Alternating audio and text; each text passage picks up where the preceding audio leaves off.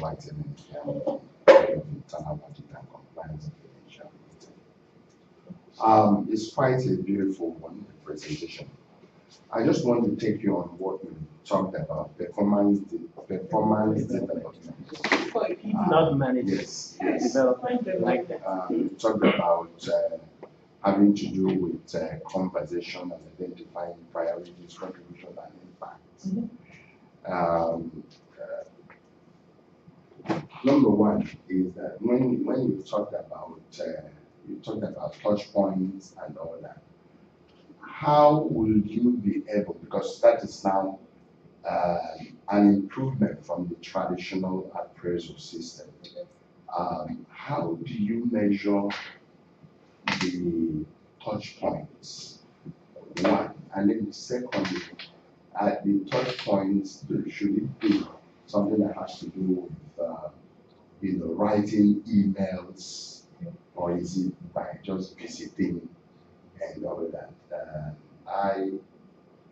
Most times I'm asked to look into activities. I'm being saddled with a lot of activities going on in the company and see how it is driven, making sure that we comply, and ensure that probably we're able to close our projects to avoid cost overrun and all that.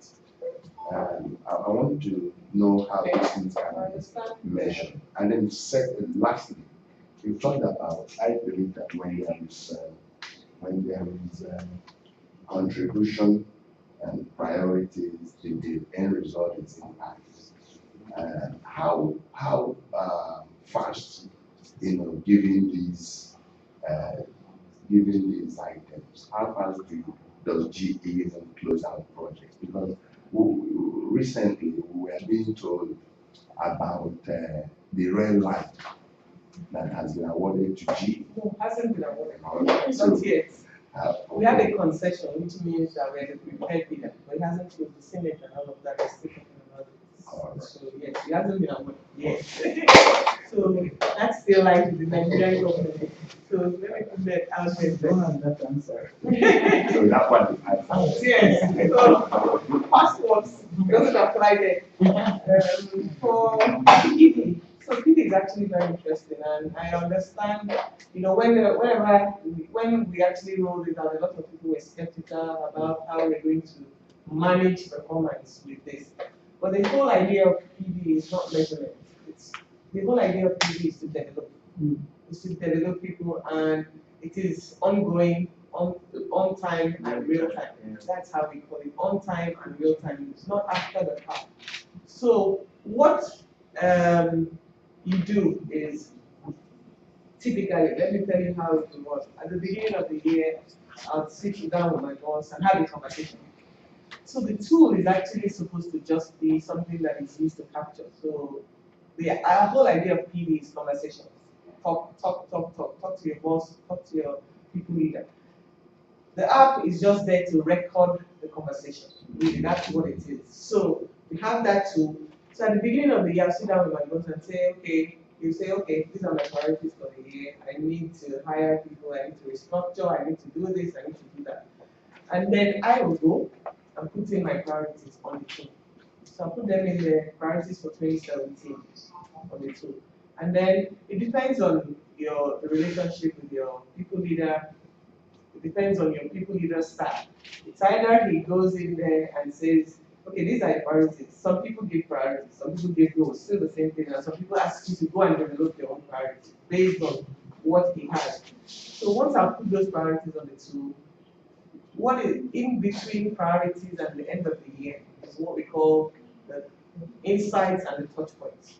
So what is a touch point? It's simple as I can set up a call with my manager, my people leader, and say, monthly reading, monthly connect on priority, or whatever. So I sit down, I actually have a catch-up call every bi-weekly with my people leader. I will sit down and say, so Belinda, how are you doing with this? How are you doing with this? These are your priorities. If there's also anything that is an escalation, we talk about it. And she said, you may need to consider doing it this way. You may need to continue. Or she say, oh, you're doing a good job, continue. After that conversation, I will go into the school and put it down as touch point, as a touch point, and say, okay, I had this conversation with Flo, this, we highlighted, I'm supposed to continue or consider. There's actually opportunities for consider and continue insight in there. So I put them in there as continue and consider insight. And then at the end of the year, I'll summarize it all of the continues I've received, all of the considers I've received, and these continues and considers can also come from my peers, can also come from my customers. If my one-on-one says, oh, I've received an email from her once and says, oh, Belinda, you did a fantastic job, we came into Nigeria, we saw this, I'll just attach that email and put it in there as a continue from, of course, like 360-degree feedback from somebody above, and I'll put it in there. At the end of the year, I'll summarize all of it. There's an opportunity, we have what we call summary touch point. So I pull, it can pull automatically if you were using the tool actively. It will pull automatically all of your touch points for the year. Insights, continuous considers, pulls it into a summary. If it doesn't pull correctly, then you can edit it and amend it. You have the discussion. So the whole idea is not to go and put in things there arbitrarily. The whole idea is to put in things you have already discussed. So after the discussions, it's your manager or your people leader, you say, well, this is what I did this year, these are the touch points and all of that. And you guys are agreed. You go in and put it on the tool. Of course, there's always times that, or there may be times that people disagree on some of those things. Then they bring it to HR. Then they get us involved. Oh, I actually did this, I don't see it on my, or that, or the manager says, no, I don't agree with you having done this. But usually, if the duo have been active with their touch points throughout the year, you never get to that point where there's a disagreement. Because throughout the year, you have touch points, you know what your manager is saying, what is asking you to do, what is asking you not to do. So at the end of the year, it's just to summarize it and to understand your impact. You may have done everything, but you may not have been as impactful as you would have expected, or your contributions were not as impactful as you thought it would be. And you have that conversation before the summit of So my takeaway on this is that there is a special app for this. Yes. But it can be captured in any way. You can start small. You can develop an Excel or whatever, or a program that can do that has the same things. Is it the same? Okay, it's my question is very similar. The ultimate thing with performance management is to measure impact. Ultimately, whether through ratings or whatever. So is it safe to say that in measuring impact, you're also sort of rating? No, I don't think it's the same thing, because if at the end of the year I say to you, that I think that your impact was not fantastic this year, and therefore I tag you as a D. I've labeled you, and I may not allow you to move forward. So you may just carry on the D mindset into the next year, and so we're removing those tags and the labels from performance.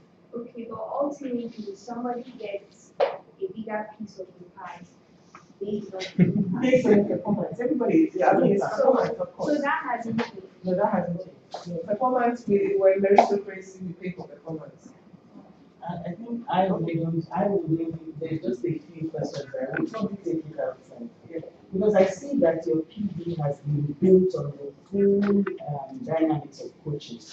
Yes. Right. That's what it's about. That's what it is. Yes. Because if you look at the traditional performance management system, what we tell them is at the end of the day, have the conversations continuously. And which doesn't happen. Yes. So what they have done is to build on the conversations. Right, to enforce the conversations. I have a couple of questions for you, not here. Yeah. First of all, because that's a change in culture entirely. Yes. I would like to understand why. Because there's got to be a major cultural transition going on there. But obviously, we'll leave you now. Thank you very much. Have we clapped for her?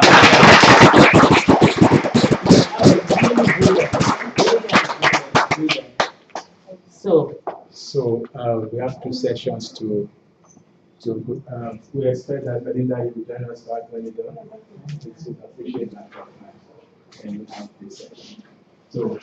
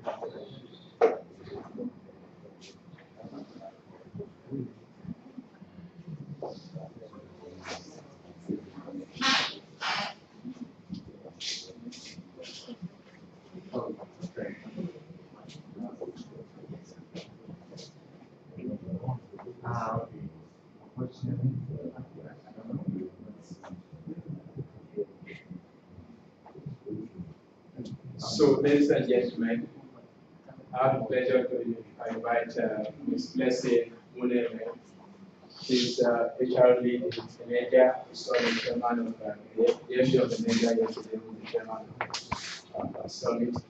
And Blessing will take us through how they are doing performance development in their organization. So, say it's quite good.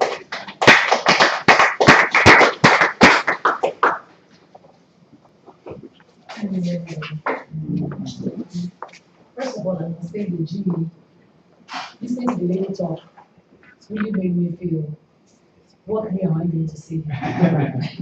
Or am I going to take you guys back? But the funny part of it is that G is a multinational. We are a local company. We are a marginal field, but we're taking it a step ahead to also join in the change.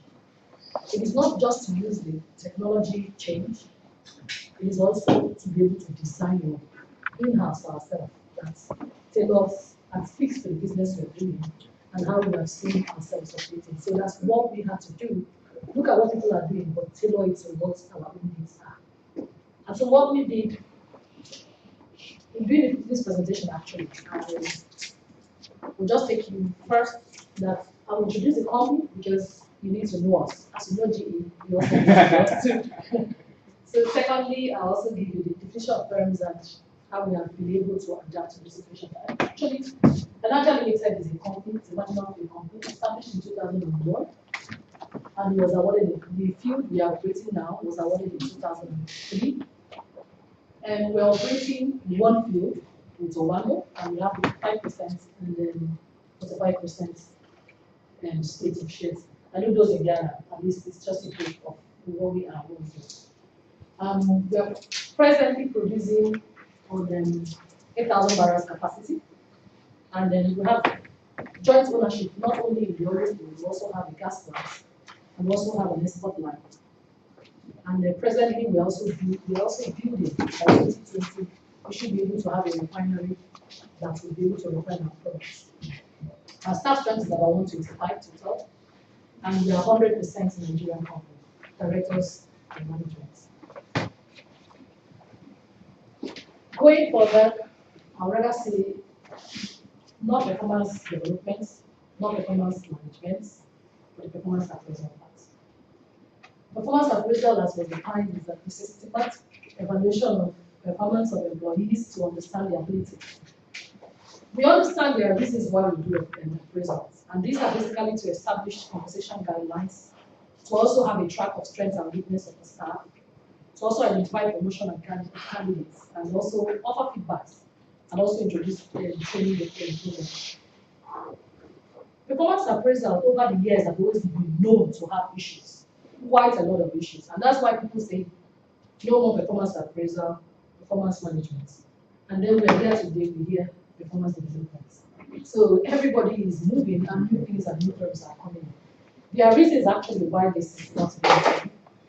We all agree that appraisal system has the appraiser can have an experience, there could be a resistance, and also it could also be biased.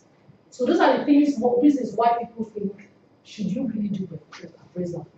But for some companies, they start with appraisal and probably move on to management and then to development as you can see from GP. On our own part, we were able to make a change, and the reasons for the change are basically as we knew and discussed yesterday. There's a digital change age, everybody is becoming digitalized, so we need to make that move. There's also the mindset of the millennials. We have a lot of millennials in our company. Presently, we have a staff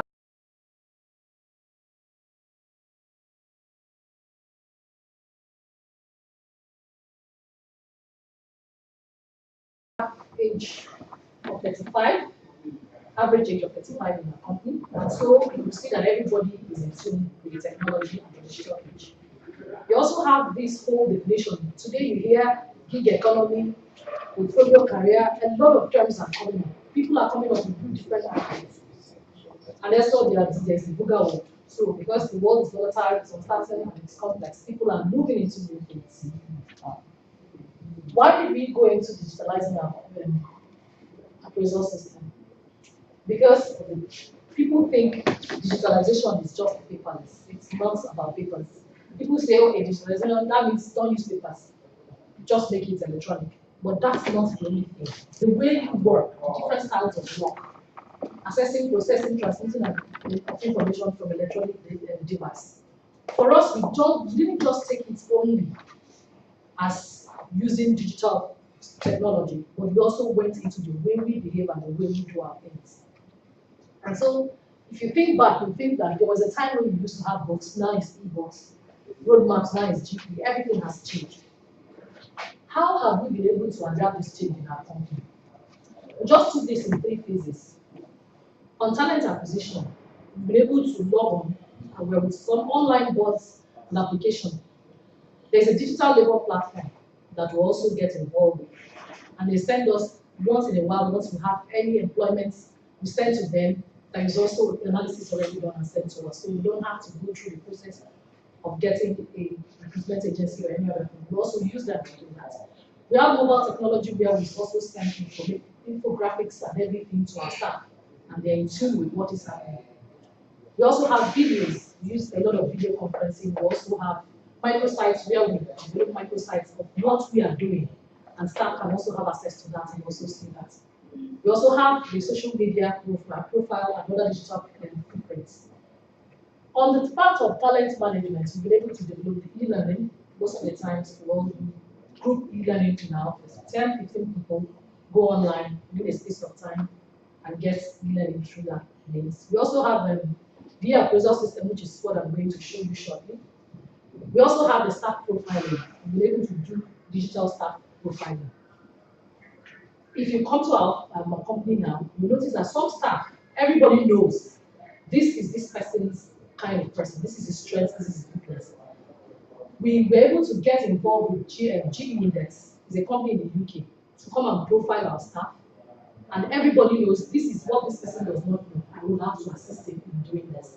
Because we're able to do that digitally, and we're able to get profile. So it's easier to know that this person is good in this. I have to log on to him to get him. We also have digital library of job description, what each person's job description is, and you don't have to leave the person, just go and log on, and you'll be able to see that. On the part of engagements, we have infographics, as I've mentioned. We have shared drives where if you do a work in a department, the other departments can have access to it and know what it is and pick it. They don't have to really see it. So we also have the digital change champion scheme. In that one, we realized in our company that we have this culture. HSC is a major thing in the oil and gas industry. But we realized that people in the field are more HSC conscious. People in the offices are not that HSC conscious. So what we did was that we had to develop a change champion group. 3 people, 4 people in a group, and on a weekly basis, they do everything they have to do using the digital means to communicate HSC, to let you know what is happening in the HSC world. So those champions, all you use is digital communication to all staff. And with that, for over a long period of time now, driving HSC, and people are conscious because everywhere you look around on your system, on your Android phone, everywhere is HSC they speak about. So they're able to also use that.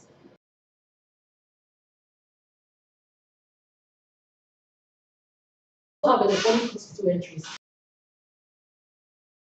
We access all hospitals under HMO. All you just have to do is to send a code, and they will tell you which place. Whichever place you are, just send a code, and this is where you are, and you can access clinical check. We also have a web chat, which does most of our data. So if you require your data, it's just a click, and it gives you an analysis of what you want. That's how far we've been able to adapt to digitalization. Specifically speaking, this is how our appraisal system was before. So the major thing is, we've always had this, and we've had challenges with it. And that's why we decided to look at what other people are doing, be able to design our own, and move up a little bit from what we have. When we send this every year, we always have this complaint that I'm busy, I can't finish this. But when the person looks at the form at once and says, oh, a lot of things to fill in, I'm not going to touch it. So we realize that each year we do this. We do appraisal actually twice in a year. Each time we do this, we realize that there's a delay. And besides, when you now get that, the ratings you get are actually not, it doesn't tell you well of how the company is performing and how the people are contributing to the company performance. So we've done it and we realized that it doesn't really make sense. So these are the reasons, because of the changing demands of process engineering, the paper hazards, the slow and difficult administration, we had to change. And what we did was to, first of all, look at this. What do? We don't have to buy softwares outside. We have ICT people who are in-house, and they can be able to develop this. So we called in the HR group, called in with the ICT units, and we all sat down to look at what is obtainable outside, and what are the challenges we are facing, and how do we do this. So we came up with the ICT units, and we were able to develop our own.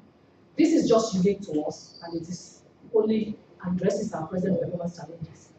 And then the tools are used twice in a year, and in the field, and people in the office. So wherever you are, you can log on and quickly do your appraisal, and it's real time. It gets back through your head of department and the HR and stuff. We have over 125 staff, and they complete this routine, so you can log on everywhere and then be able to do that. What we actually did was to administer this tool in 3 phases. First, we had the behavioral and the skill competencies that measures only your behavior and your skills. Then we have the one we call core competency-based knowledge check.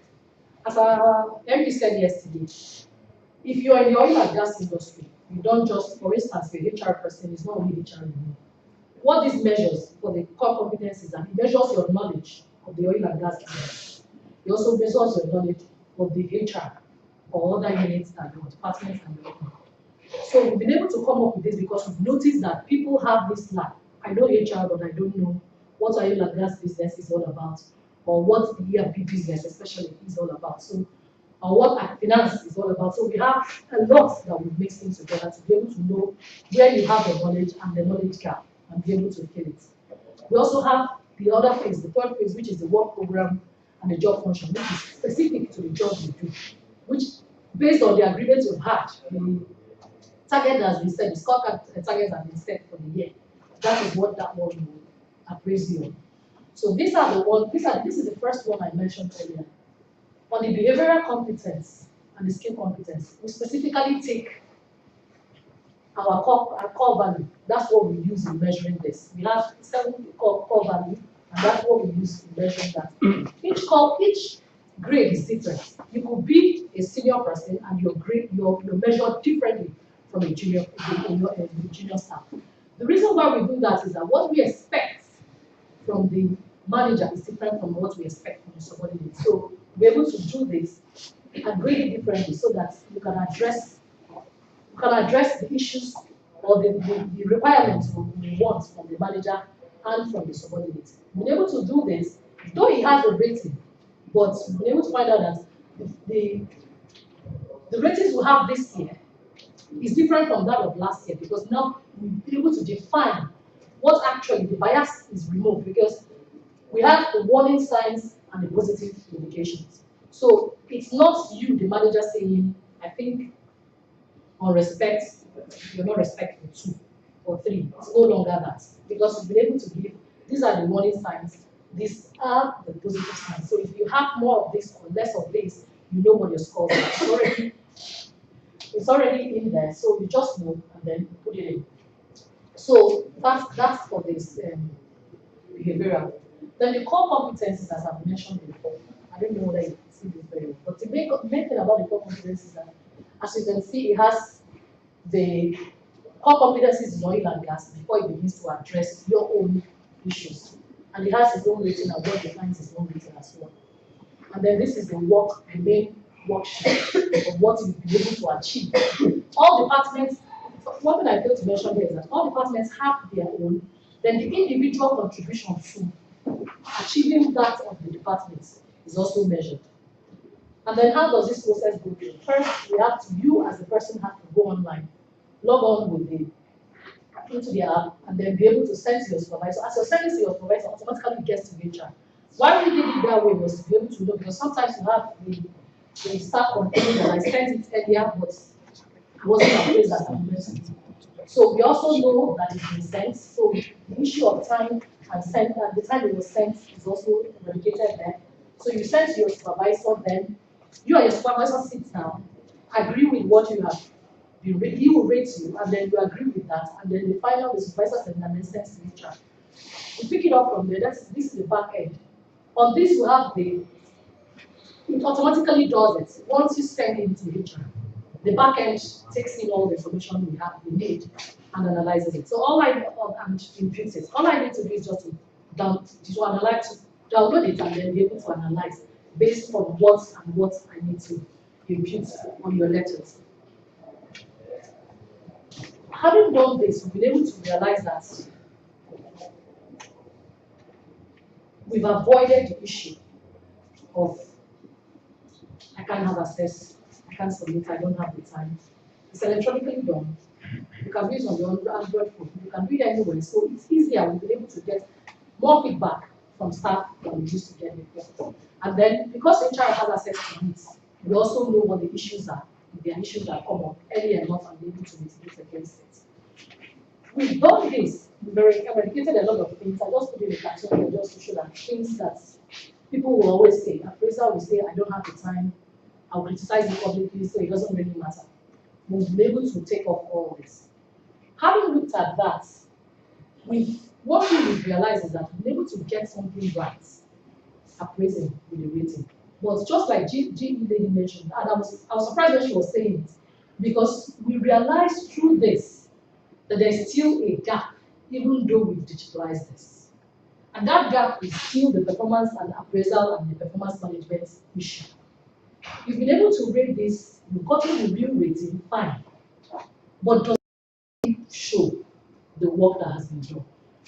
So what we realized, and we said 2018, which is what we do now, is not just first at the end of the year that we'll do the appraisals anymore. We've made a design online as well, where once you agree on the goal setting for the year, it's on the system. On a daily basis, you go and make state what you have done across what it is. For instance, if they say you have to, that shows this has been done.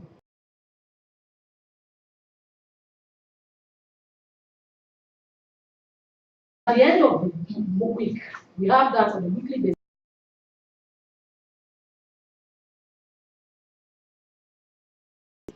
It keeps loading on a click your supervisor, look at it for the month, and then close out for the that is also done. You have a platform. It's called the EPMC. What we've been able to do with that is to close out this gap of waiting at the end of half year or end of the year. So it's a daily thing and a monthly discussion thing, and all of them are done online. We've been able to do a pilot study on it, and it's worked. And people feel it's far better to do this than to wait, even though you digitalize this. Yes, you get the rating, yes, but does this rating speak to the work? So that on a monthly basis, if you speak with your supervisor based on the entries you've made, you'll be able to correct whatever it is before the next month will come in. And so we've been able to do that. We've done the pilot study, and it's fine. And what we plan to do is to roll it out half yearly at the end of the year, so we do it on a monthly basis, be able to face up all the issues we've encountered with having this other one. Finally, in conclusion, I just said it might not be as big as you expect, but take care of the business challenges you're encountering by my company now. You ask somebody in finance, engineering, or oil and gas, the person can tell you a lot on that. They're able to address the business needs and objectives by to objective.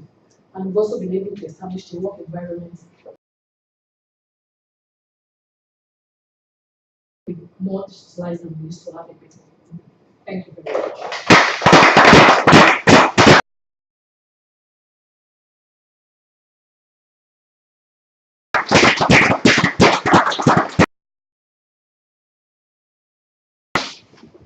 Questions?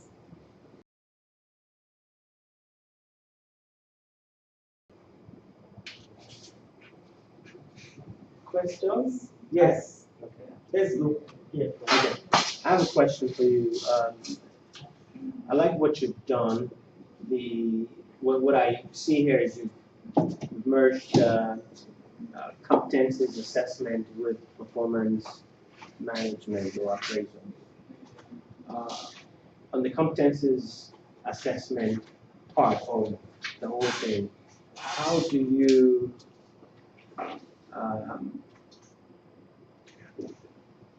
I'm sure you'll get results of the gaps of each individual. And then you need to work on those gaps to close up the gaps. You talk to that process, what you do, and how you close the gaps of the competencies assessment. Do you understand my question? Okay. You assess the competencies of each individual as part of your performance appraisal process, and there will be some gaps. Sure. Okay. How do you close up those gaps? If you notice that those gaps, we call them the person as well. And we discuss, usually it's the head of department and the HR that gets involved, because our learning and development person has to be involved to see the areas where we have to get the person in tune with what is happening. So what happens is that when we call in the person with the head of we discuss with the person to agree to. So you're talking about the performance, and when you do a performance appraisal, you'll be able to see the gaps, and you have successfully asked the question, how do you close the gap? But one thing I noticed from all your presentation, or everything you are using, I've not seen the African nature of it, or domestication nature of it. Yeah, I want to advise, when you see the gap and there is need to close the gap, I see that it requires training. Let's try as much as possible to see if we can get good arm within, at least to reduce the capital outflow.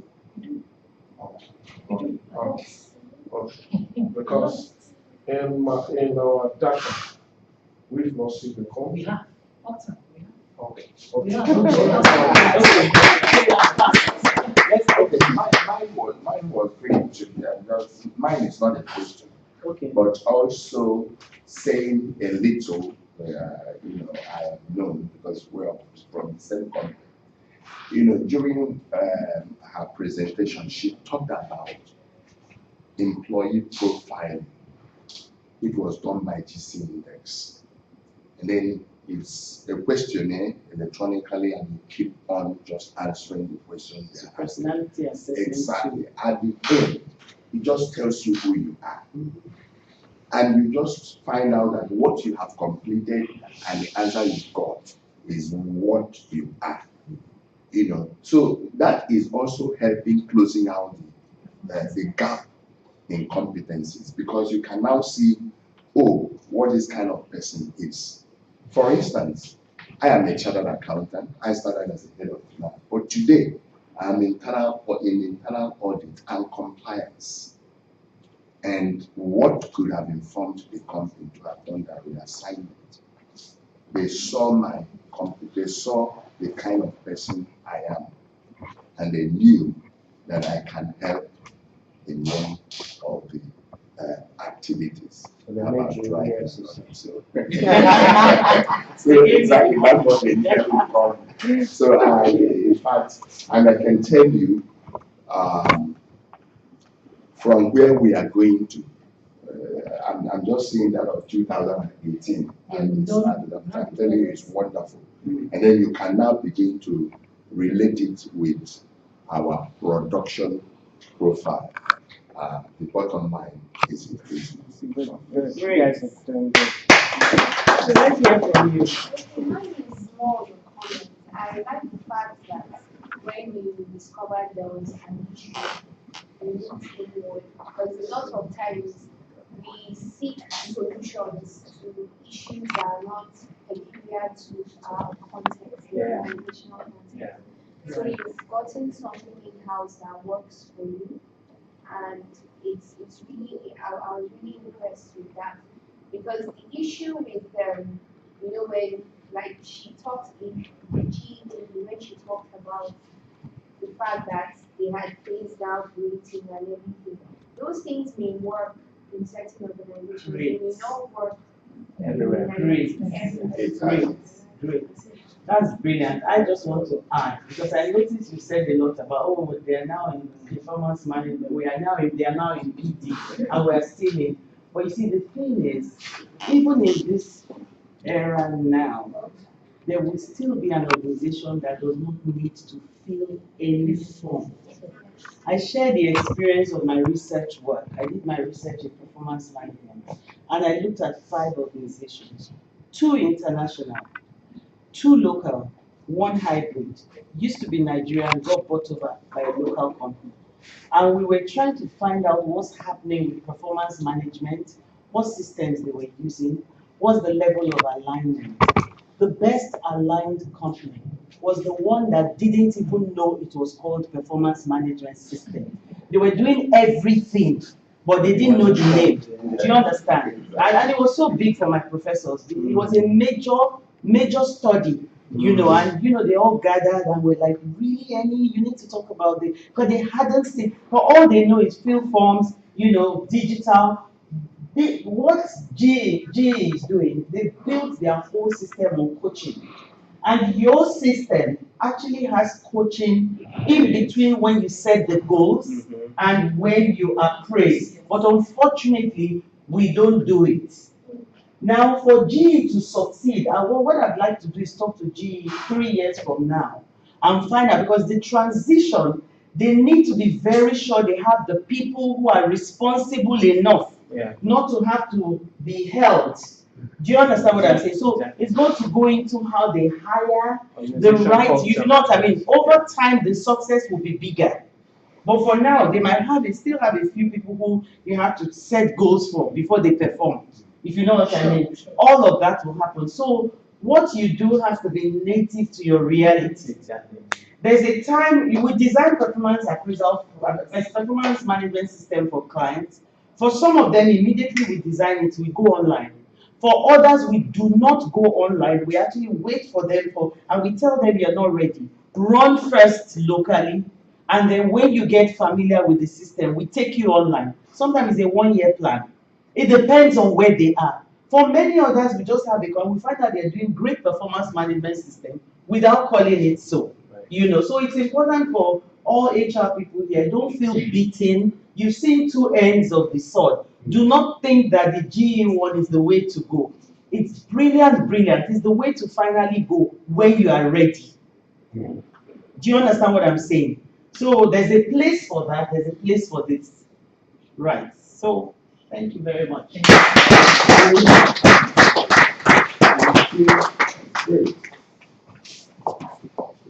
I think what she was saying, I don't know if you noticed it, is so much connected with what our boss was saying yesterday, how they really want to focus on building competencies inside the organization, all around capability and developing leaders. So thank you, Blessing.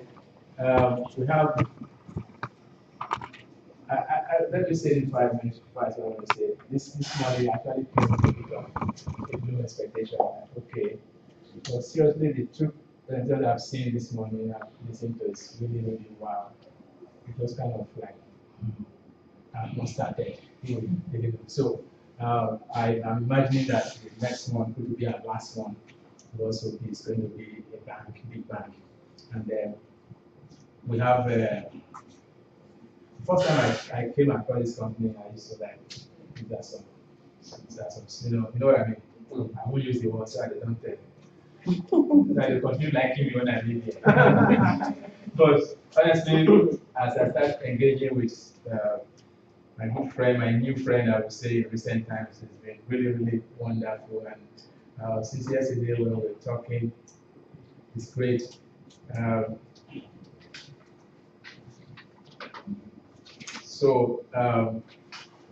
This issue has been occurring since yesterday, the issue of talent retention.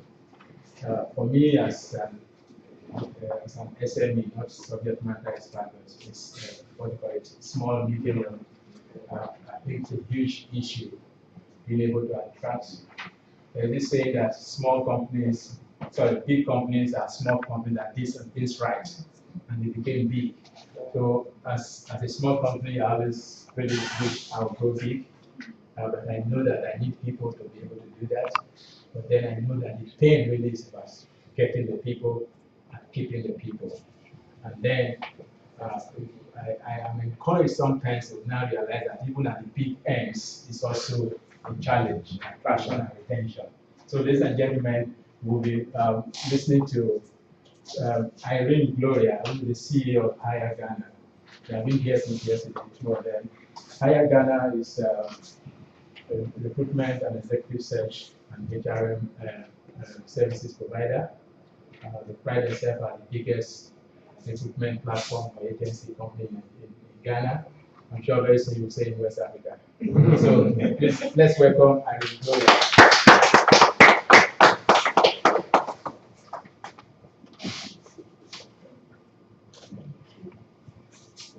So, good day. My name is Irene. Nice to meet you. We've been here since yesterday and we've had amazing insight into the digitalization of oil and gas. So, as I said earlier, my name is Irene from Hire Ghana. We are into this presentation is into the introduction of Hire Ghana. Talent attraction, a straightforward how-to, which is very important, how to get the best people into your companies to create productivity and profit. Talent retention, we have 10 short tips that we can all share. And then Q&A session, which I love very much because today we have the best brains of HR here. So I am not going to do the answering. we are all going to share the answers amongst ourselves so that we can get a diversified view of what we all know. Who is Ghana? Actually, it's an acronym for Intelligence Recruited. We started formally and actively in 2015. About 70 to 80,000 Ghanaians in our civil repository, and we pride ourselves as agents and employees, but we also write for the employers. So we have columns in the leading business and financial times newspaper in Ghana, that's BNFT, and then we also have the column in Modern Ghana. So we believe, and our clients and customers also believe, that we are redefining recruitment in Ghana and very soon the whole of Africa. So, what is talent attraction? Straightforward. How do you attract talent into your companies in whichever industry that it is? There are so many industries. You need people, right caliber and quality of people to work with. You should have a strong and clear job description. Some people have about 5 lines. A candidate sees that and then they are attracted into the company. All of a sudden, there are so many things that come up that they are like, to start with, the job description is totally, so inbound marketing, call to action, how do you attract your employees? What do you do? This is now a digitalization situation. Do they feel okay? Are they that comfortable and happy? And trust me, a happy employee gets. So always offer fair and better compensation. People talk. If it's a job description, it's a portfolio name, yes? One person in another company, they are doing the same thing. You decide to be crafty and maybe offer a 50% less of what everybody is making. They talk, they will ask. So if I'm here and it's not that good, and I go somewhere and it's everything is about, the baseline is about money and how to feel comfortable and how to feed. So is your salary structure also implemented in a way that they are able to grow, or does it have to stay the same way after a while? Now, always make sure that the compensation is fair and same for identical roles. Always. As I said earlier, employees speak to their peers, they compare. Even if we are doing the same thing, am I getting a fair wage for the efforts that I'm putting in?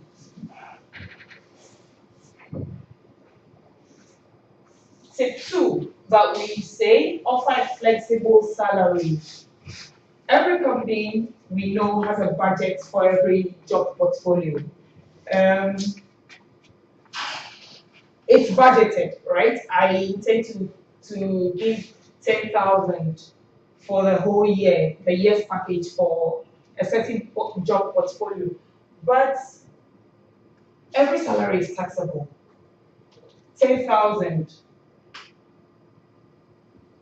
We think and we are sure that if I have 10,000 and you have 10,000, we'll have different priorities. We'll have different ways of wanting to manage our money, yes?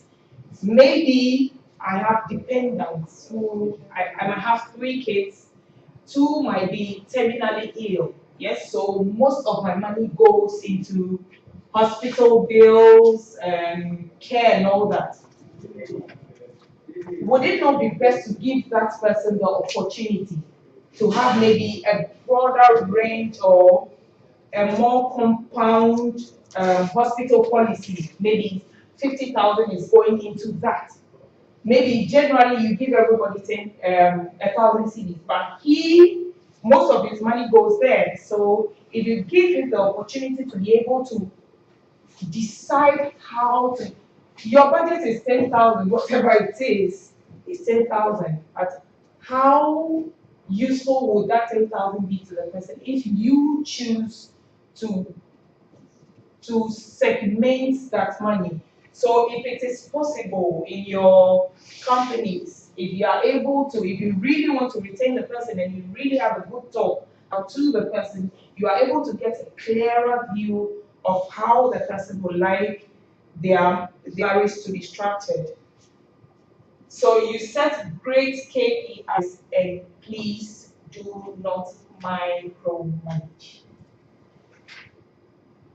Unfortunately, we train managers at any level basic on how most of them do not know how to set KPIs, but there are consultants there are people there who know how to write great KPIs. And bonus packages are set on these KPIs. As good as your work is as good as your bonuses come in. Micromanaging. How best do you get the best out of a person if you are uptight and trying to count every minute of what they do? So if you try best to avoid micromanagement, you have the ability to really give the person the space to operate. Now, every manager should focus on the deliverables of each employee and their team contribution. Let them be. If you have set KPIs for them, they know what they have to do as per the KPI set. So micromanagement is usually the sign of a manager who has no clue or ability on how to measure and increase employee productivity. You kill an employee's motivation when every second minute of the day you check in on them. What are you doing? How are you doing? Why are you doing? Give them the space to work. Tip 4, have a reward mechanism in place. We give a reward as something given in recognition of a service, effort, or achievement. We recognize and appreciate an achievement, service, or ability. Any reward must affect the desired behavior of a measurable manner.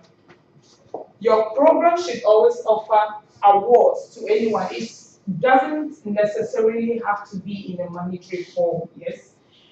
Somebody just needs a pat on the back. You did good, that is all.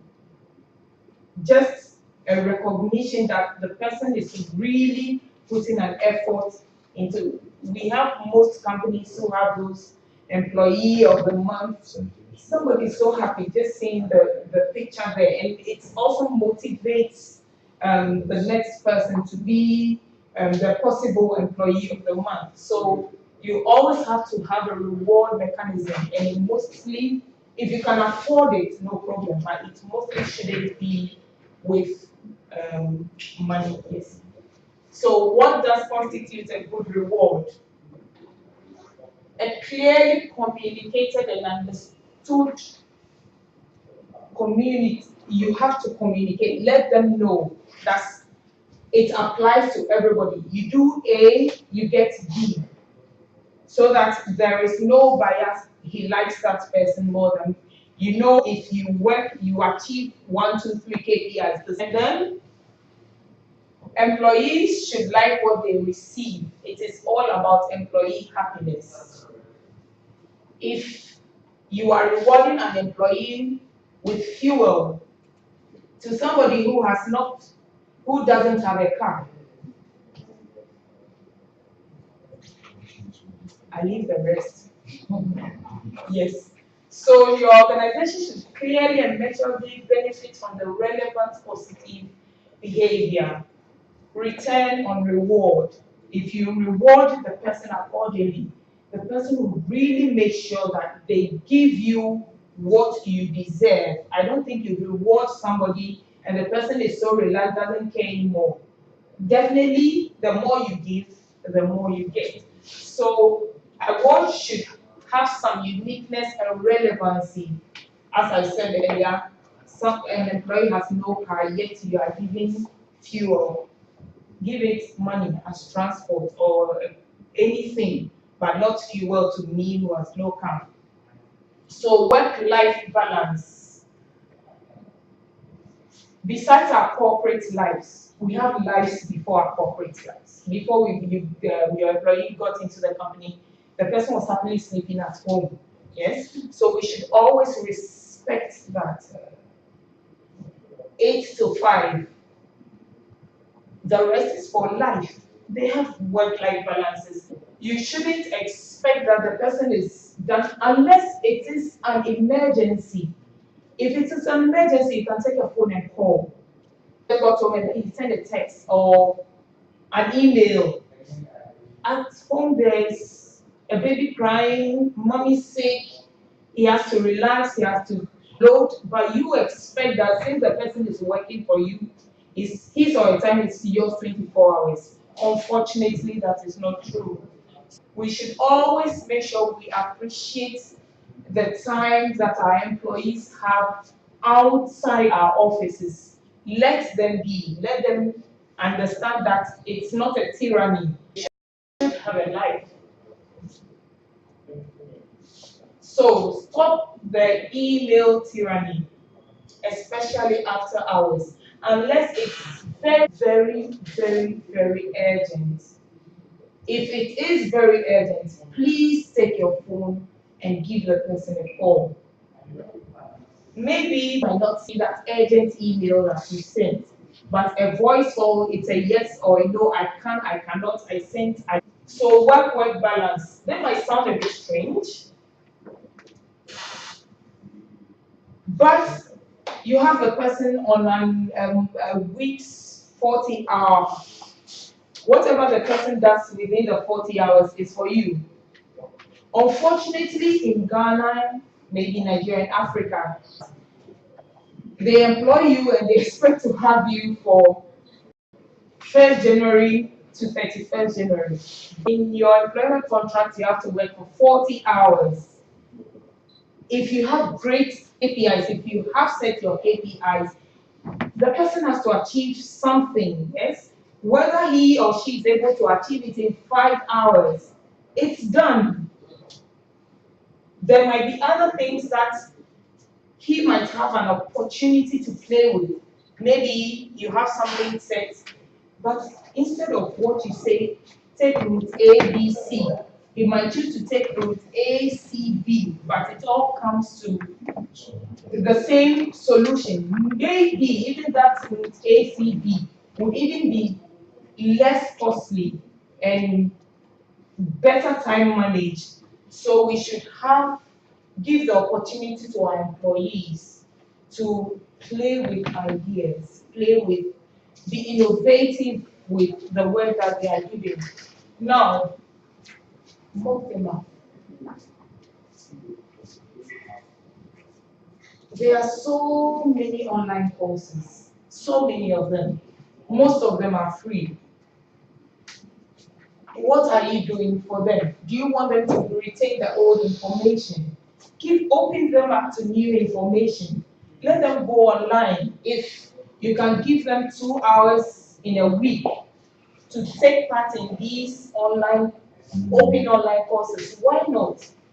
The information they get, so far as they are in your employ, if they have that information, definitely it translates into the work. It becomes easier, they get more insight into how to do things. So massive open online courses, we should all try it. It doesn't necessarily have to be in your genre of expertise. Try new things. Try new things, as our panelist said yesterday. You can do accounting, you can do HR, you can try IT, you can try engineering, anything new, so that you also give them the opportunity. Maybe you want to reward them. This is somebody who needs to upgrade their learning, but they don't have money. If they also do, then they have to go out of the office, spend maybe 6 months a year for these courses, but most of these take sometimes a month. So why don't you help the person retain that valuable employee that you see with maybe 4 hours of free internet. You finish with your quota for the day, why don't you do it? Then the person says you have their interest at heart. If you really think I should have the opportunity to learn this, why would I not stay with you? So tip 8, employee engagement. As Blessing said earlier, there's little if any evidence that increased employee engagement can cause bottom line improvements. We don't know what causes it, yes? But we hope every employer has the opportunity, engage with them, talk to them. You don't need to be on your high horses. Get into your open offices, sit with them, talk to them. Sometimes what is blocking that flow of energy into your company is just, oh, hello. Some people even think their employees don't know their first names. All they know is that is the line manager. Call me the line manager. But one day you pass him by, oh, hello, Irene. Sometimes you see shock on their faces because they think you're so high that even to get to their level is difficult. So we try as much. So here are some numbers regarding wastage of time in the workplace. 31% waste roughly 30 minutes daily. And I'm sure all these percentages go with our phones to start with. Yes, our phones, social media, one of the devils of digitalization. Yes. You tell you I'm checking up something concerning this particular project you gave me, and I really have to, and you go and it is Facebook. And you ask why Facebook, oh, I'm checking the company logo, whether it's really straight. Definitely something comes up. Yeah. So how do we stop all this time wasting? Yes, it's a devil of digitalization, but can we try when we let people relate to each other instead of texting? Hello. The person is just there. Oh, can you pass me this? It also fosters communication, yes? Relationship. Instead of using our phones, our tablets, yes? So, some more devils talking on the cell phone and texting instead of talking to the next person, which is not even in employee retention. It's about our social lives. You see 2, 3 people and everybody, we don't even talk to ourselves anymore. We talk through the phone. Gossiping, yes, on the internet or social media, taking snack breaks or smoke breaks, distracted by noisy co-workers, meeting, distracted by co-work drop-bys. We also sometimes drop by and say nothing. Yes. So how do we increase employee engagement? How to do it? Plan and execute a great 1-year-long onboarding of employees. You happily attract them, yes? Some people, they attract and then they don't care. When I pay you, I want to see productivity. How comfortable is the person? And trust me, the first entrance of employees can give you the greatest insight of what is going on in your company. Because one, they are not influenced by somebody's, yes, they are not influenced by emotions or relationships to maybe the HR, the manager. They have a clearer view of what is going on. So if you are able to engage them, plan things that you get to do with them, you get the best engagement. You set up open, transparent, internal communications framework, whether it's an intranet or these apps. There are some companies that use internal applications or communication tools. You foster peer mentorship and constant learning. them to those who can positively mentor them. Some mentorings really go bad. If you really want to see the best from the person, fix them with the best mentors who can really train them into what they have to do. People aren't engaged by program, they're engaged by people. Human communication, human relationship. You also, tip 9, we encourage bottom-up communication, open, transparent communication between employees, relationship between employees and relationship to managers. We should not micromanage ourselves. You set up a modern internal communications framework, explain the reasons, the history, and the why of what you are asking to be done. Don't just drop emails. Please send me that, do that. Why should the person do it? So that it creates a bit more of relevance to the instruction that you are giving. List all your desired expectation and action points, KPIs. And then, when applicable and relevant, recognize and praise teammates. All your communications ideally should engage, motivate, and inspire. Find the good in what the person did. Maybe if you need to say something harsh, but come back and let the person know maybe it was in the heat of the moment. This is really what you wanted to be done, and use the right communication tools. Promote career lattices. Millennials, they want to know everything and do everything. So it shouldn't go like that. You should segregate. Let them move them. It's a company, as Mr. Felix said yesterday. It's your company, it's oil and gas.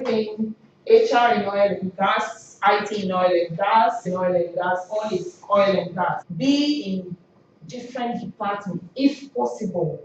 Grow in different departments. So when somebody is doing something that is not to, another person can be able to see, oh, we are not going the right way. So we should encourage career lattices. Millennials love and embrace the career lattice framework. Cisco and future workplace, they increase engagement, productivity, and teamwork. So we should also make all these available so we can retain the talents that we have. An unusual retention tip. Do you have an encouraging and open social media policy? So you ask yourself, as the head of your company, as your HR manager, how encouraging and open is your social media policy? Do you give everybody, do you say strictly nobody should go social media? But in this day and age, we are so addicted to social media that we think if we are not there, something is really happening. We really have to know. So if we give 5 minutes, 10 minutes break, you can check. If nobody died. It's done. Just to if you let the curiosity build, the person will do it behind your back. And maybe take more than the 10 minutes that you should have allotted to them. So just give them the 10 minutes, let them check. Maybe somebody really did die. Most likely they are unhappy at your workplace and possibly about to jump ship. Instead of that time they have to use for productivity, the person is no longer motivated. They don't care what comes. So I do whatever I want. You can sack me, I'll go. Use this as a preventive talent retention technique to detect potential issues and not to harass and punish. How engaging is the person at your workplace? If there's been a shift of focus, then you are able to see, am I doing something wrong? Are our policies that wrong or that right for them to be that engaging? So in conclusion, GE, L'Oreal, Cisco, and some of the old companies have seen that it is really important to have employee attraction and retention. So now it's not going to be forever, yes? If you have policies as an HR manager, if you have policies that protect the employee, it will eventually also protect you because you are not indispensable. So why not, as HR managers and heads, put these policies down? Because if you leave, somebody might be in the same position as you were, and you are going to be in the same position as the person was. So why don't we also, we are trying to change the status quo, yes? What they did is what they did. What are we doing? If you're able to implement great policies, I'm sure if the next person comes, they'll say another person implemented this. Your name will be attached to them. And how best did you manage these policies? How best did you make them feasible and workable? So as you said, and as we are here, we should all try, those of us in the HR spectrum should all try as much as possible to prevent these because we are changing the status quo. Let me also try to respond. I think one of the issues is from the hiring. So if you're not hiring someone to be a manager, you should be looking out for certain competencies, certain personality types. There are just people who are not good at managing people. So even if somebody is going through the ranks to become a manager, sometimes we totally ignore those soft skills that are really what the only thing we should be looking at when we're making decisions as to whether this person is going to be a manager or not.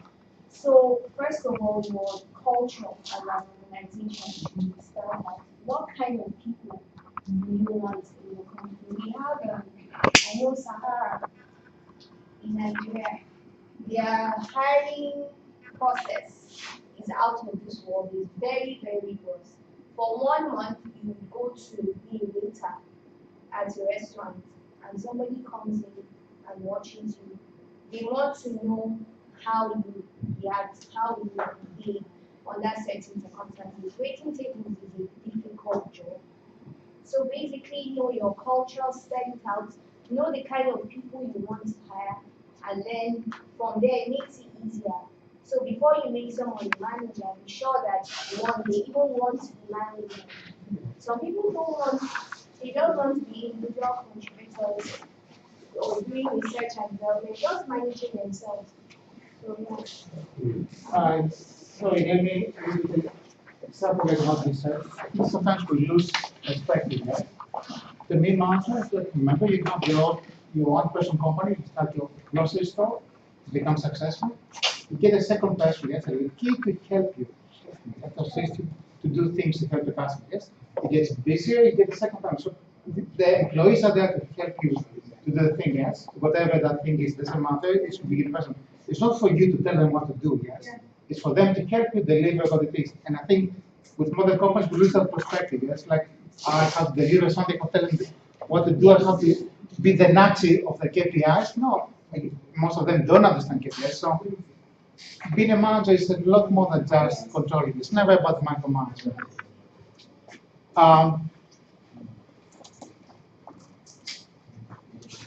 Second,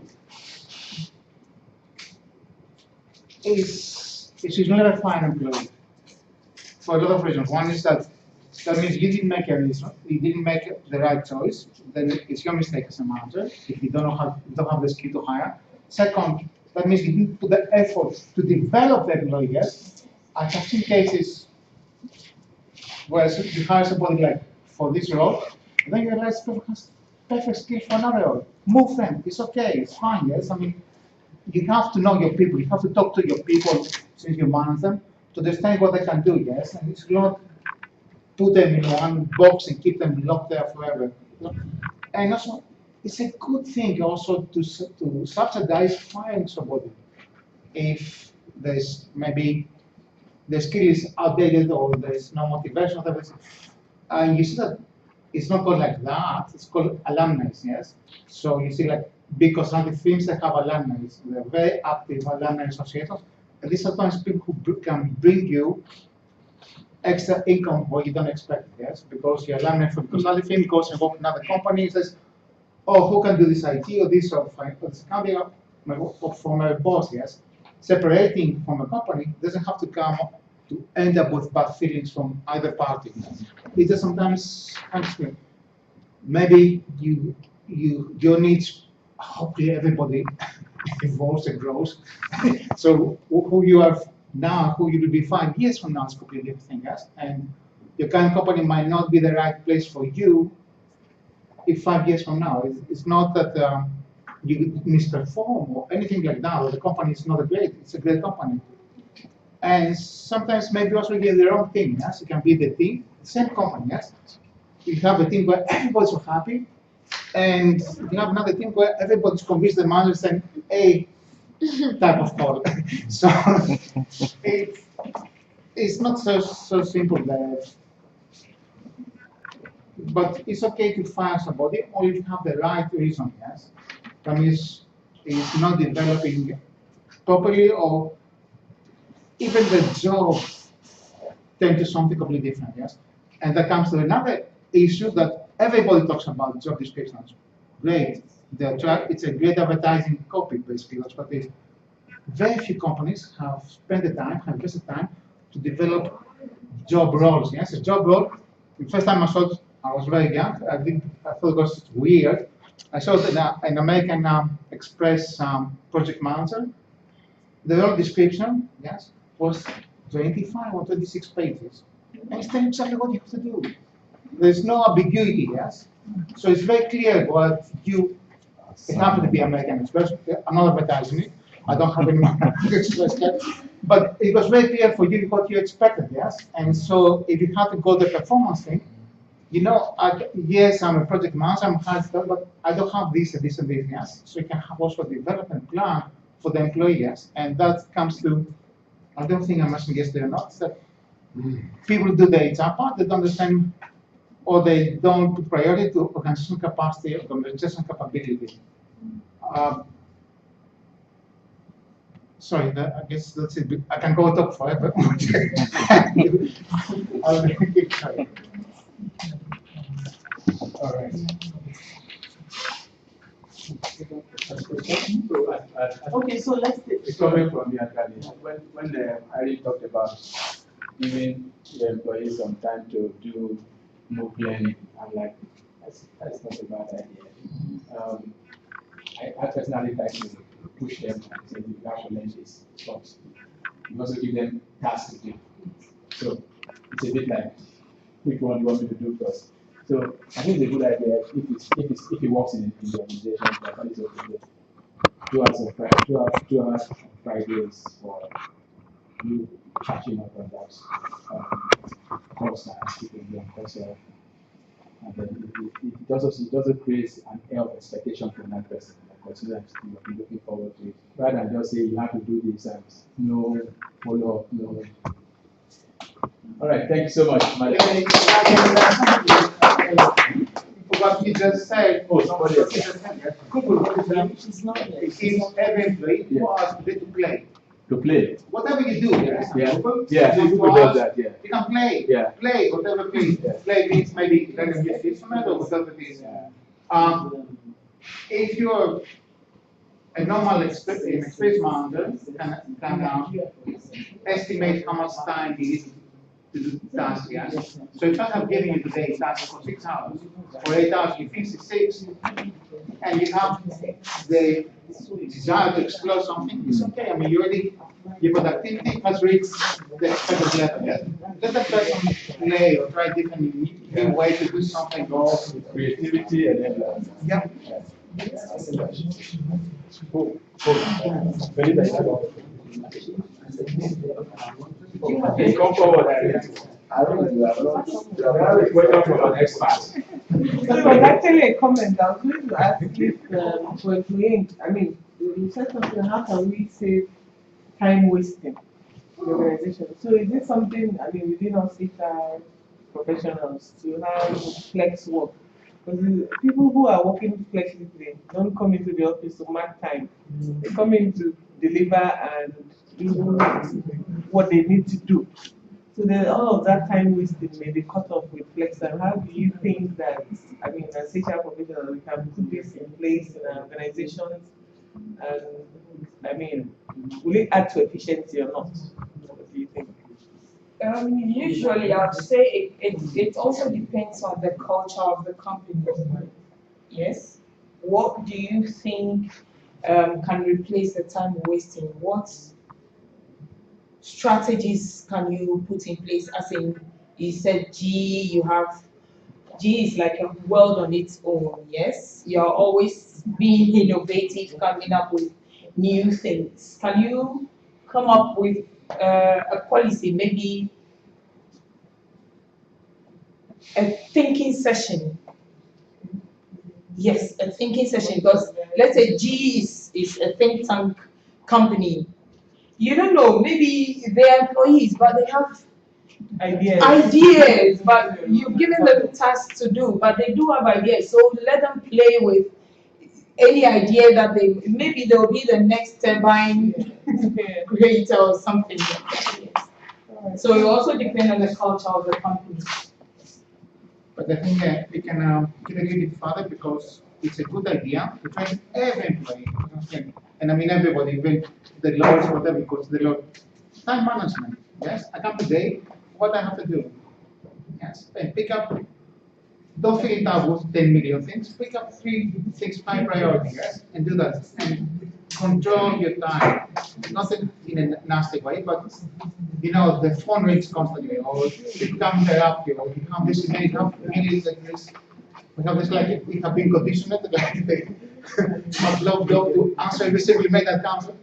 It is not like that. I mean, the email thing, probably we have chance to read it from Atos, the French company. It's a colossal waste of time.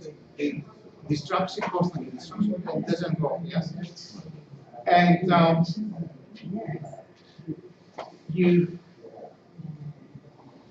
lot of times people assign tasks, managers, without having an idea how long it takes. So employees have nothing to do, and it's like, fine, they have this task, they're done. What is to do after that? I'll give you a counter, maybe not exactly counter job, Boeing software systems. They have tasks planned at the level of 2 hours, that kind of granularity, yes? So if I give you 4 tasks, I have covered your day, yes? But if you don't do time estimation, yes, time recording properly, corporate time recording, not to control your employees, but understand your task, yes. Consulting companies do that. For billing, of course, they cheat a little bit, but that's part of the ethics of that. But this studies for time management, time waste, absolutely. There's a lot of information to use it. They seem to be universal. It's not like for black people, white, or Chinese. It's every everywhere, any size of company, which may be also your company. You know, first, I mean, I like it because it's an emotional thing, but we're humans, yeah, so we all behave in we have the generic human traits. And if you're not motivated, you will waste time. Okay, sorry. I was going to ask the view around the room for especially the industry and us being hands-on, how we're looking at having flexi time. How can we implement it with people who work on tools, who work? Is it possible? Is it something that we can foresee in the oil and gas industry? That can work. First of all, you know, sorry to come, your oil and gas has a field aspects, which are the 2 weeks and 2 weeks. So those fields are aside from the field, for those who are in the offices. In some companies, you might work, in some companies, you might not work. Don't forget the challenges you have. The flexi hours is that you'll be at home or be anywhere and still carry out the duties you have to carry out. But the challenge is, if I want to send a mail, I don't have access to internet.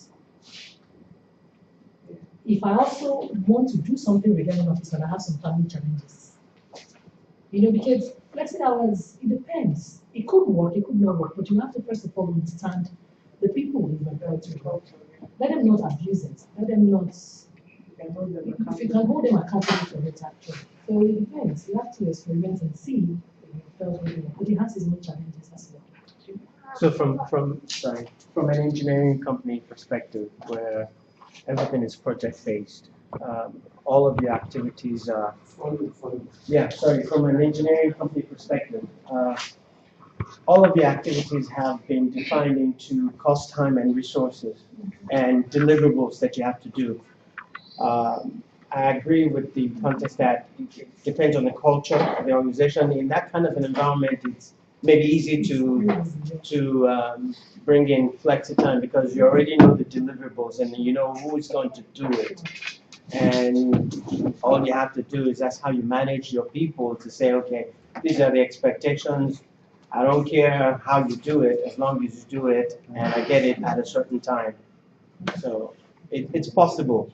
I think the big thing also is just being able, I mean, so big, what they have said, so big. Being able to look at your context. Yeah. And, you know, work according to your context. Context is intelligence. When we're adapting changes, context is brilliant. Yes. You know. And one big thing would be what kind of collaborative platforms can we take advantage of? Yes. You know, so take your project-based scenario. There will be times where they still have to collaborate. What kind of collaboration can we take advantage? And what can you afford? What GE can afford, for instance? May not be. Many of us can't afford, right? But there will be that little something that will be available there that could even be free online, if you know what I mean. Yes. Yeah. So to what extent can you? I used to do a lot of work for HP for a long time, and at some point they were doing this work at home policy. That's what they called it then, a while ago. And the big thing. So first of all, the policy came and they could work at home. And then shortly somebody came and said, I don't have internet at home. And so they made provisions for, you want to work at home, sign up and there's internet for you. And then the next thing, NEPA. And then it got to a point, are we going to buy a generator for everybody? You understand? So, I mean, there are all kinds. Does it mean it wouldn't work? No. Still doesn't mean it wouldn't work. Because you could have a situation where you don't necessarily need to use electricity for that length of time. You know, so it's really, and I like the issues you are raising. I like the issues you are raising. It's taking us back to that demand on HR. HR has to be intelligent. And please, this is not an insult. I define intelligence by relevance to context. Exactly. How so something is happening? How relevant are you to what your reality is? That's intelligence, in my opinion. And HR, so most of the things you say, they are brilliant. They will work in some places, they wouldn't in others. So at what point are we going to pick up and say we're doing PD? Which I'm in love with, by the way. I've heard them say it in conferences, and I've thought about it. But you know, but at what point would PD kill us? Because I can take that and put it in another context, and it will kill us. Yeah. You know. Then at what point do we just stick with performance management, not even appraisal? You know. So HR, there's a huge responsibility, and this is the biggest challenge I see with us HR. We just read one book, and you see people begin to quote the big, you know, facts. This is the fact, and people are mentioning that you have not been able to sit down and think about the relevance of this to you.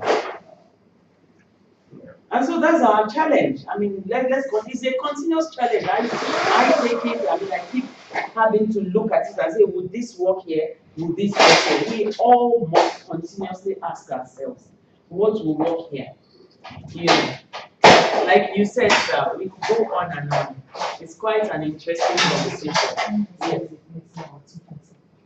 Please don't make flexible as flexible. You want to say something? I also want to say something. We talked about the last, sorry, I forgot your name, please. Belinda. two different cases, yes. Recently IBM stopped the teleworking, yes, the remote working. They found out that it doesn't work for them. They stopped it, yes. There have been lots of business case studies that it seems not to be good for everybody. It has to be good personality. Some people are happy to stay home and 100% productive, yes. So people they need to see humans, yes. WordPress, well-known companies, yes, well, they don't have offices. They don't have offices. WordPress, they have in a few cities meeting points. And when I say meeting points, because the big one of them, it's just meeting. There's no, you can sit on a sack of rice and walk a little bit, but that's it. It's not a formal place to do both. So it works for, it's good for them, yes, but on the for IBM, it's completely different. You think they're the same industry, IT related, both of them, but no. One of them started with the remote, everybody out of the office, we don't have office. And then they said, no, everybody comes, you need to put the blue suit, and think a lot of things like that. I know that's IBM. So, Wow. you have to make sure that just because something is best practice, Yeah. yes, it has been proven, yes, and possibly works for most of the companies. It doesn't mean we work automatically for you, yes. And even if it works for you, maybe you're not at for a particular process, you're not at the right maturity level to implement immediately. So you have to make sure you're ready for that too. Thank you very much. All right, let's clap for Irene before we forget.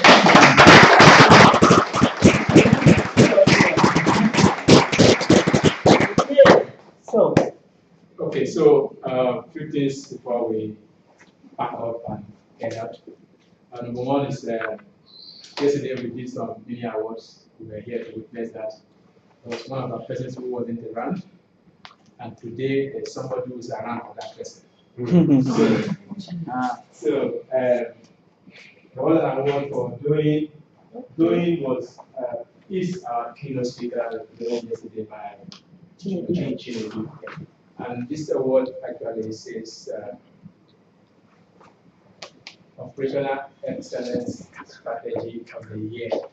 And if you look at some of things Belinda has been telling us, you find that the GE leader is actually was Operational Excellence Award.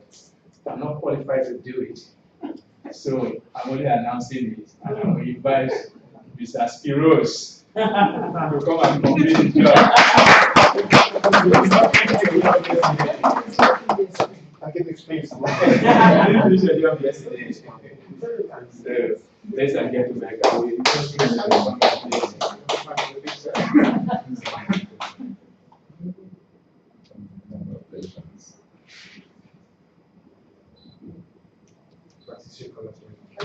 On behalf of what we're doing, and GE accept this award, and we're actually quite honored to have this.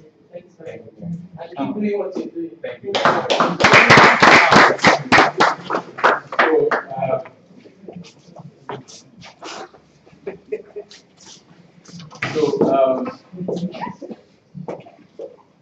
So that what we are taking in these 2 days monthly was really that every one of us has put our names in there that we can reach out to you, especially for the survey.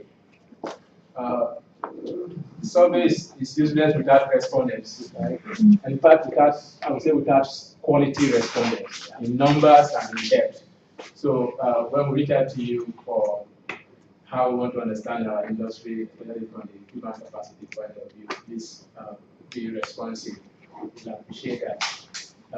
Also, we'll be announcing the 2018 event,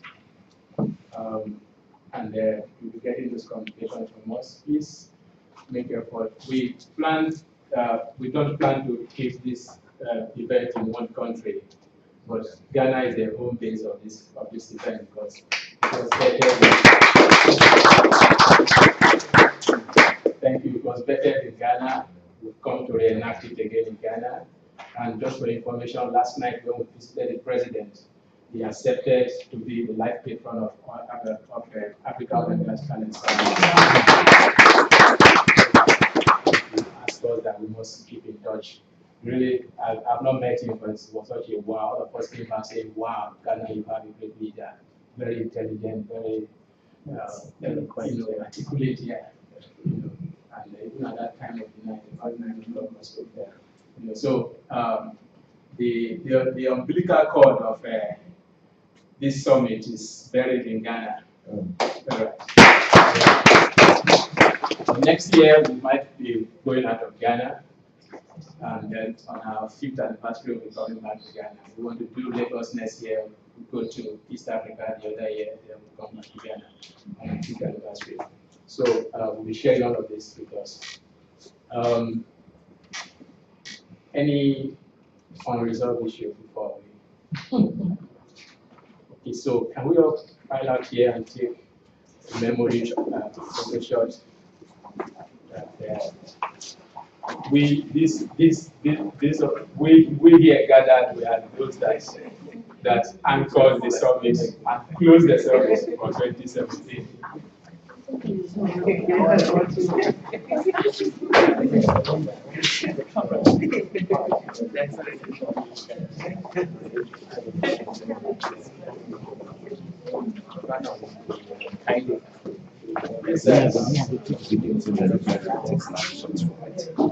So that you will be able to take the perfect moment, because that's what picture there. You see, me too, I did where I will go. Sorry, let me take the picture. Yes, please. Every one of us.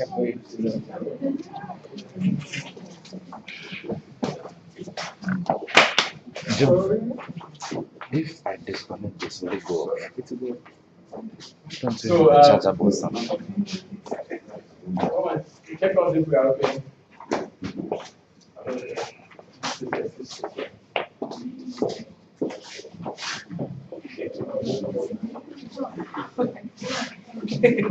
John, what about this one? Okay.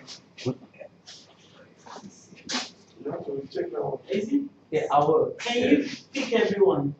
Yeah. Sure. You will get Yeah, I will get all of you. Say cheese. Say cheese. What? Somebody's not smiling well. That's why it's not working. Yeah.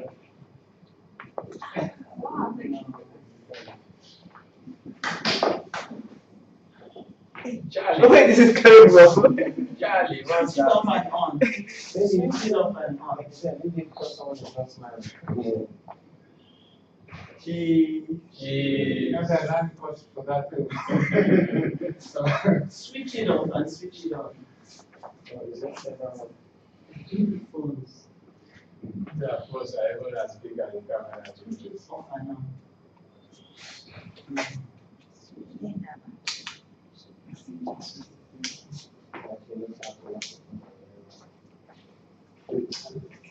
Jackie. Her name is Jackie. Please invite us to your programs. Is it using Windows? We should, I know, but there's something I think. Run out of space. Okay. Okay. All right. Thank you very much. We have Congratulations.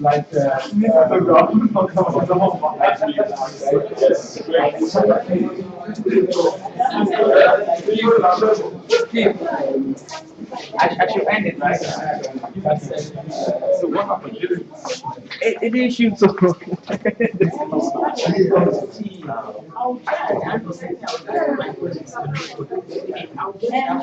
Please, somebody grab this from Nigeria.